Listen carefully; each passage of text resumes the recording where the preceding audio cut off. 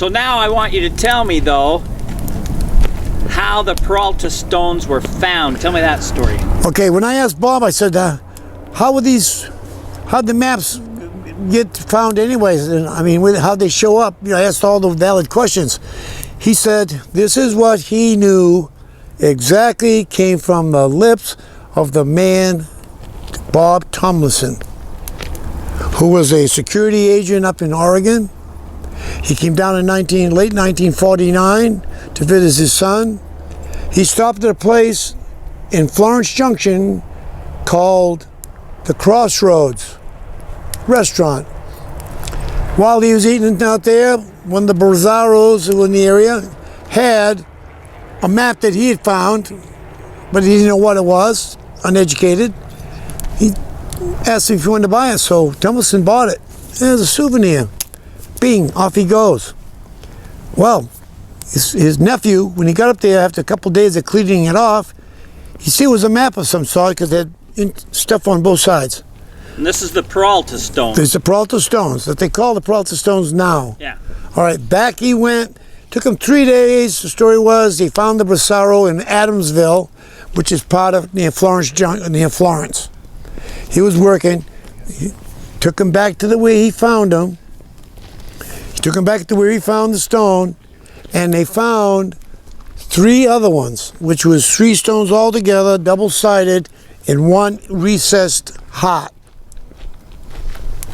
He paid $15 for the whole total bunch. And after that time there, he realized they took him back to Oregon.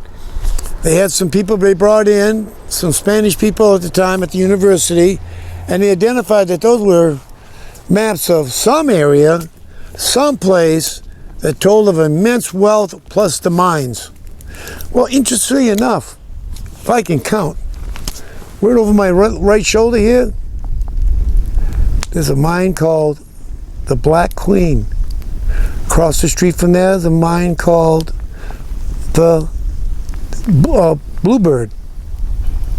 There's one down the road here called the Bulldog. Hoop, there's one over there directly behind me called the Wasp. And now we got the Mammoth.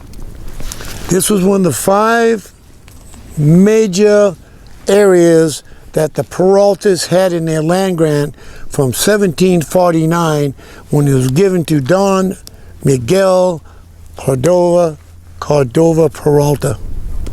And just so people know, we're here in Apache Junction. You're talking about Apache Junction area. Yes, this area here was just a spot in the desert. And there was nothing out here except for the only water would be first water or second water, but there was no wells here or anything else. And of course on the eastern side we had the Quarter Circle U Ranch, which was the original ranch by the Peraltas. For over 75 years, they mined here pacifically a lot. It told exactly how much pesos went that got lost on its way back to Spain. They had to bring it down to Caboca so they could melt everything down, put it into ingots, chop it up, get some silver, pieces of 8, so they could have bartering.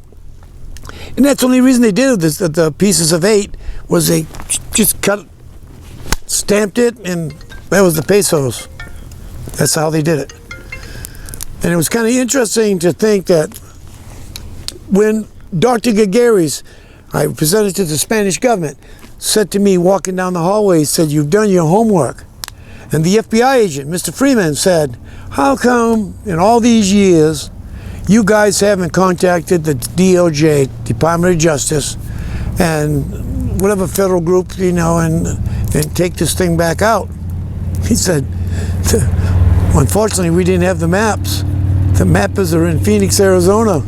Do you know where that is?" Bob Miller said, "Yeah, I live there." Then we showed him us going into the Mason Museum and the Heard Museum where the stones were there. Now, I know a lot of people say, "Geez, we've been studying those maps and they got all kinds of things." Well, I can show you 8 sites that are marked exactly, GPS'd, and the third site, which is the king site, has already been identified by them. Whoop. Next now is recovery. And we went inside those chambers with lights and things like that, and whatever's in there isn't in there right now. But I don't think anybody's going to go jump up and climb up 85 feet up a waterfall when the way to get in is right here. And when we found that entranceway, first thing they said was, ooh, if you found the death traps, you found the treasures. And we found them. We have evidence that they were. Even the federal government has not disclaimed me at all. Or else they'd say, geez, this guy's running a big scam or something. How many guys can say that you know that they actually found a treasure? Not a lot. How about 8 of them? How about 8? And one of them is going to be of a real important historical discovery, because now we got the drones. We use drones now. You want to see what's on the top of the hill? Zing! Yep. And you're looking at it. My. What a different perspective that is. Yeah. You know what I'm saying? Yep. We have that. I got a drone, and they're amazing. We've got a good drone man too. Mikey's my drone man.